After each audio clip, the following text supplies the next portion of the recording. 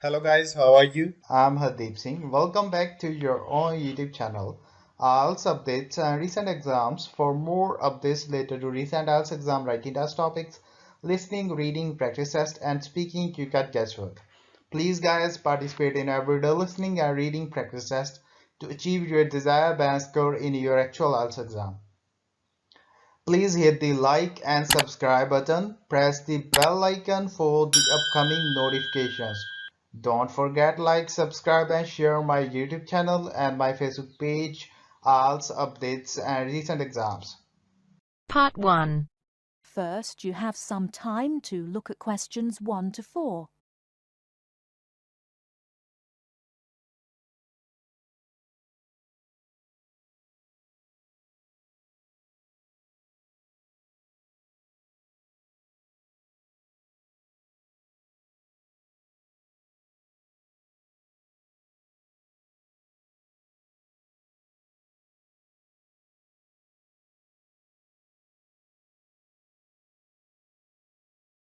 Good afternoon. I have with me in the studio today Dr. Stephen Phillips, author of the new book Silver Lining, which is an investigation into UFOs. Now, Dr. Phillips, can you tell us a little about your book? Yes, certainly. Over the last 12 years, I've become increasingly interested in the subject of UFOs, and this book is a compilation of all the sightings I've heard about, together with evidence. You see, so many people are convinced that there is life on other planets that I thought I would do some research myself. And what did you find? Are we alone in the universe? You sound skeptical. Well, you'll have to buy the book to find out my personal conclusion, but I can tell you this. There are a lot of sightings in a number of different countries, and the surprising fact that I have found is that despite never having met each other, a great number of these witnesses describe an almost identical object. Now, I realize that television and the media has given us all a mental picture of a UFO, a silver ship with bright lights that moves at very high speed. What interested me was that in all the eyewitness accounts I heard, people gave very precise and detailed descriptions that varied only slightly. Reports from America, Europe, even Asia, all share a significant number of similarities. Interesting. Tell me, have you been able to see any evidence yourself? Well, no. My aim in writing this book was not really to present my own opinion, but to gather all the information available and collate it into a kind of reference guide. Personally, I don't have anything much to add apart from the conclusions that I've drawn from the accounts I've heard. I understand that there is a strong body of opinion that claims there is hard evidence that is being suppressed by the American government. Could you comment on that? Before you hear the rest of the conversation, you have some time to look at questions 5 to 10.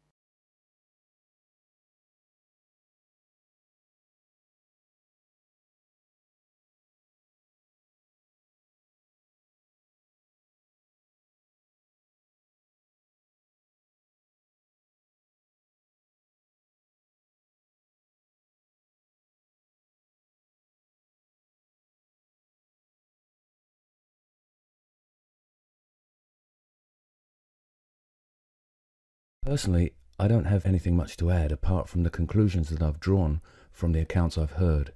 I understand that there is a strong body of opinion that claims there is hard evidence that is being suppressed by the American government. Could you comment on that? The second chapter of my book actually talks about a place in America that has often been in the media, Area 51. Area 51? Yes, it's a military base in New Mexico. In 1947, a man called McBrazel claimed... Sorry, who? McBrazel. That's M-A-C, capital B, R-A-Z-E-L. Anyway, McBrazel claimed to have found pieces of an alien spacecraft on his farm in Roswell. Now, many people believe that this was true and that the government of the time took the debris. Since that time, they have denied all knowledge of any such find, and accounts by the many leading experts at the time dismissed the claim, believing that McBrazel had actually found pieces of a higher altitude weather balloon that had disintegrated. Now, the lack of information combined with the large number of conspiracy theorists means that no useful scientific conclusion can be drawn, but I have found out one or two surprising details. Again, you'll have to buy the book if you want to find out more. Okay. Now, I understand that an overwhelming majority of UFO sightings occurred in America. Do you find that in any way relevant? Well, as I mentioned before, there are a large number of conspiracy theorists, and the popularity of science fiction programs in America could lead you to suspect that these sightings may be nothing more than an overactive imagination. However, I have found that there are a number of other factors that determine UFO sightings. In Northern Europe, the number of reports is very low, whereas in Southern Europe, where there is more open space, less light pollution, and generally clearer skies, the number of sightings increases. Now, when you consider the vast open areas of America, particularly around New Mexico, there is an argument that UFOs are simply easier to see in certain geographical and climatic situations. Well, I've never thought of that. If I could ask you one final question, Dr. Phillips, what about alien abduction? Well, I don't really cover that in my book. You see, I was looking to present facts from which people could draw their own conclusions. With these reported abductions, I've found them to be very unreliable. Well, thank you very much for your time. Before we finish, I'd just like to add that Silver Lining is available at all leading bookstores, priced at £19.99. Until next week, goodbye. That is the end of part 1. You now have half a minute to check your answers.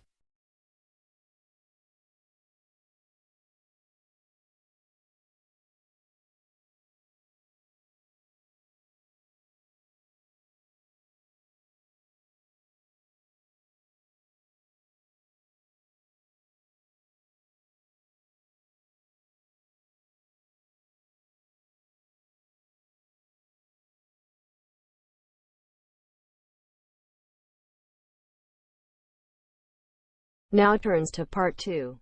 You are going to hear a teacher helping high school students visiting from an overseas school to fill in a school excursion permission note.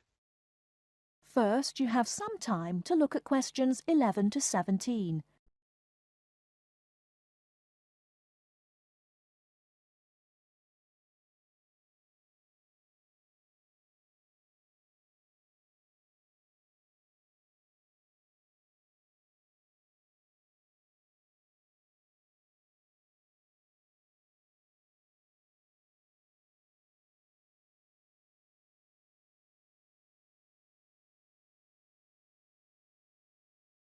Good morning, students. My name is Mrs. Brown, and I'm in charge of the school excursion next week. Please take out your school excursion permission note so you can fill it in. For insurance purposes, this note must be signed by your guardian or the group leader. First of all, fill in the name of your class. Everyone here is in 3A, aren't they? So write 3A where it says class.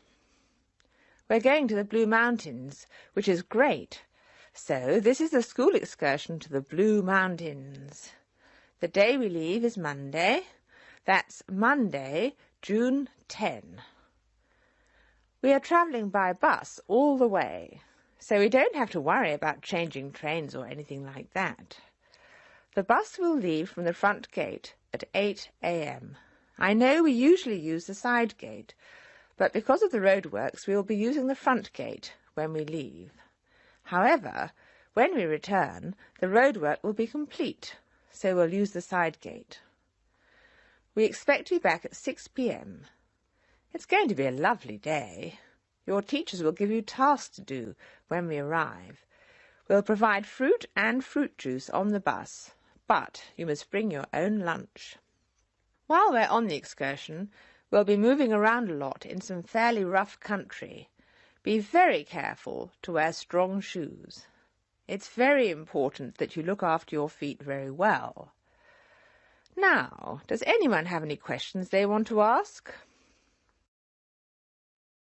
Before you hear the rest of the talk, you have some time to look at questions 18 to 20.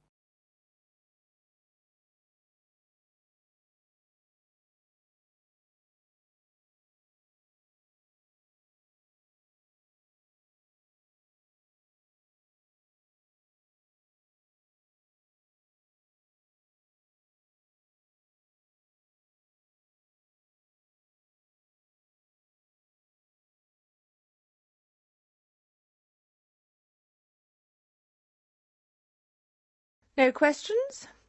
OK. I'd just like to fill in a few more details. The bus should arrive in the Blue Mountains at 11 a.m. We'll have time to do the first of our tasks before lunch. The bus is not a new one, but it does carry one piece of special equipment, a first aid kit. I certainly hope we won't have to use it, but it's nice to know it's there in case we have a medical emergency. The other class on this excursion is 3B, so I know it'll be a good day. The last time 3A and 3B went out together was a thoroughly successful excursion. That is the end of part 2. You now have half a minute to check your answers.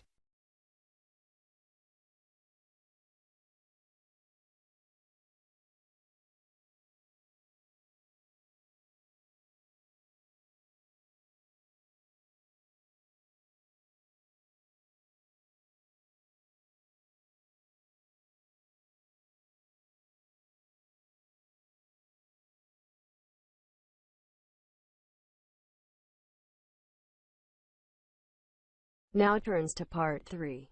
You will hear part of a talk about attending a science festival. First, you have some time to look at questions 21 to 25.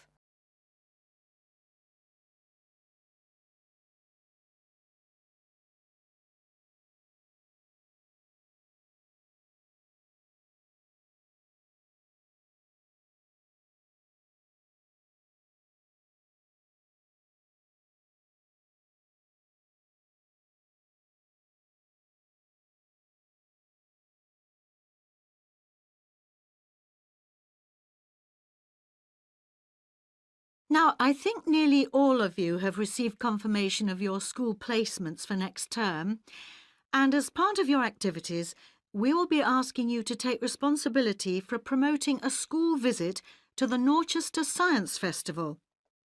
Of course, the head of science at your school will be aware of the festival and should have all the details of it, but all the heads of science at your schools will be looking to you to be the main organiser and motivator of a visit to the festival.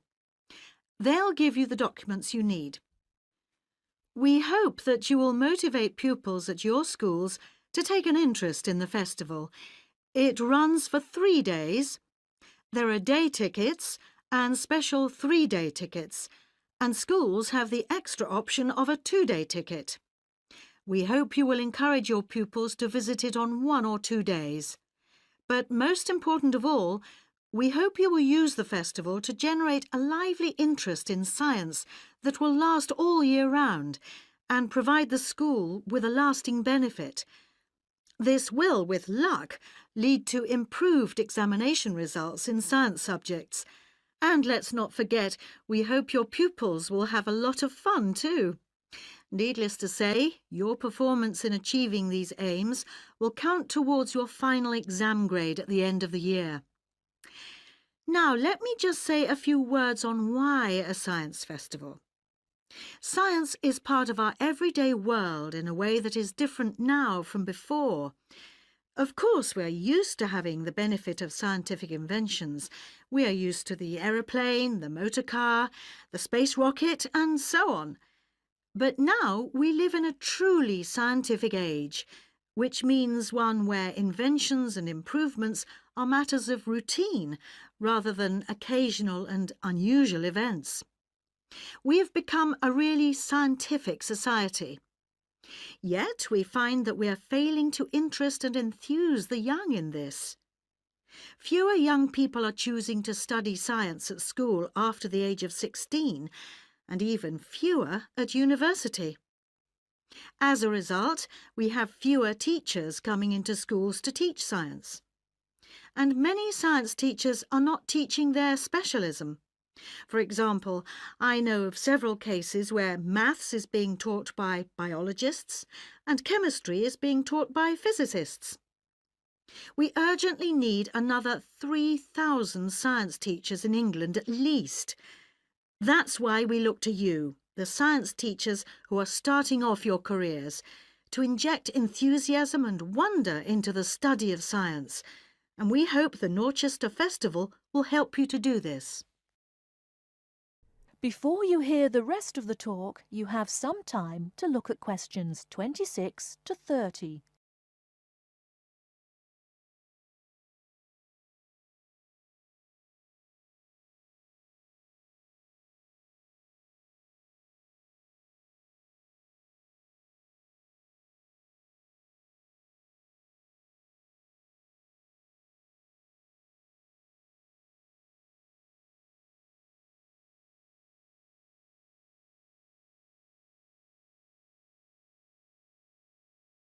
Now, enough of the background. What about the festival? There are 3 main venues where the festival events take place. These are the Millennium Library, the Town Hall, not the Town Hall itself, but the Town Hall Conference Centre, and the Dorchester Theatre.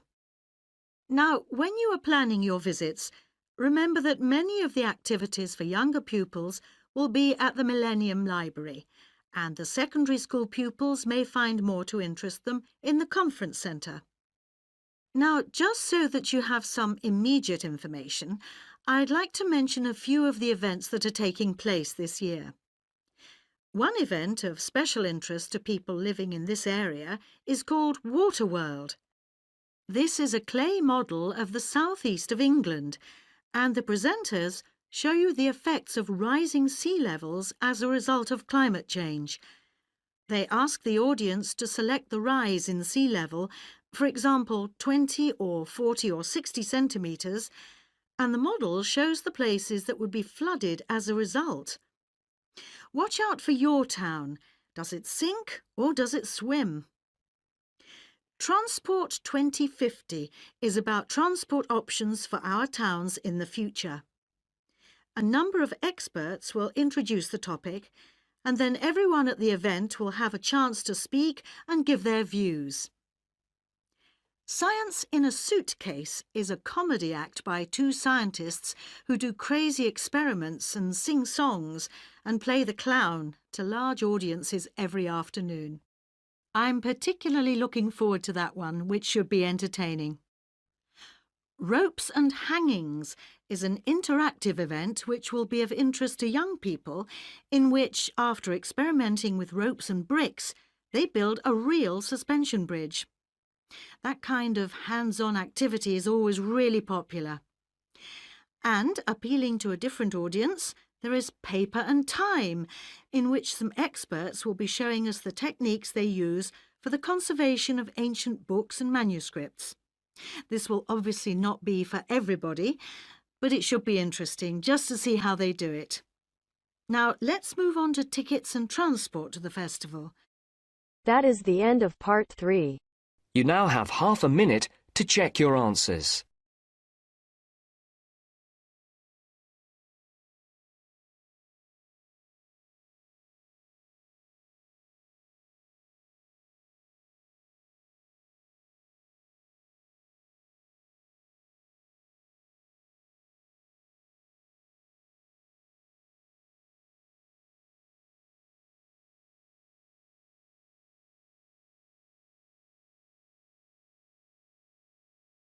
Now turns to part 4.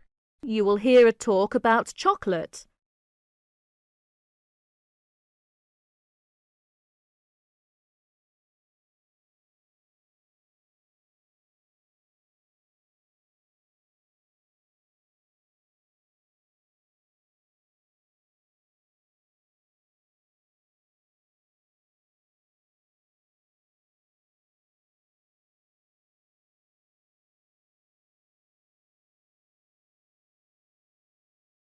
Good morning, everyone.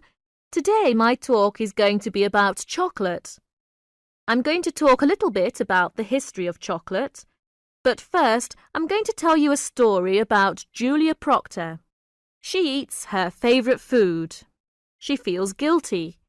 She knows that chocolate has a lot of fat and sugar, but Julia says she is addicted to chocolate, and once she starts eating it, she can't stop. Julia isn't the only one who is addicted to chocolate.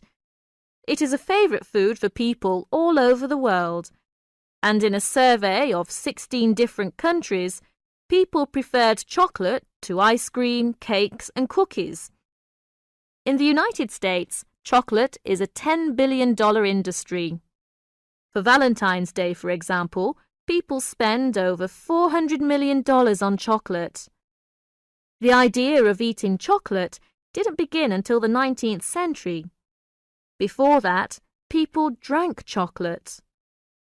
The custom began in Central America, where the Aztecs drank bowls of chocolate to stay alert.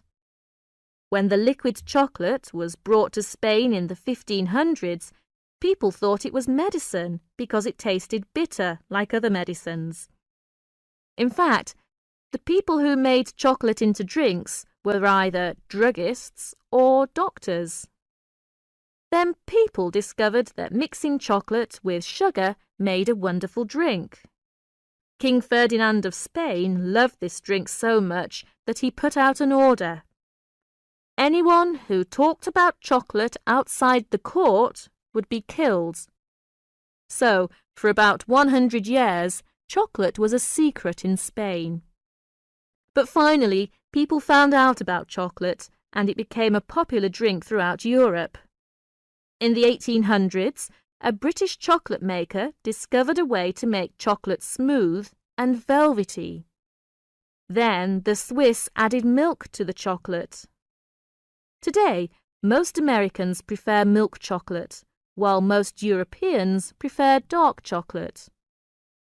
Now research shows that chocolate is actually good for us because chocolate has a variety of vitamins and minerals, and it has more than 300 different chemicals. One chemical works on the part of the brain that feels pleasure. People who feel good when they eat chocolate are actually healthier because feeling pleasure is important for health and can protect against illness. Good chocolate doesn't have much fat or sugar. You can enjoy it if you eat a little at a time. So, thinking about Julia Proctor, who I mentioned at the beginning, if you just eat a little at a time, that isn't a big problem. That's the end of my talk on chocolate. That is the end of part 4. You now have half a minute to check your answers. So guys, don't forget like, subscribe and share my YouTube channel and my Facebook page, IELTS updates and recent exams. For more updates related to recent IELTS exam writing test topics, listening, reading, practice test and speaking, you got guesswork. Please guys, participate in everyday new IELTS listening and reading practice tests to achieve your desired band score in your actual IELTS exam. For more IELTS material, visit my official website www.ieltsupdatesandrecentexams.com. The link is given below in the description. If you need PDF files of latest IELTS material, then please join my Telegram channel. So guys, please write your score below the comment section. Again, thanks for listening. God bless you all guys. Stay tuned, stay safe.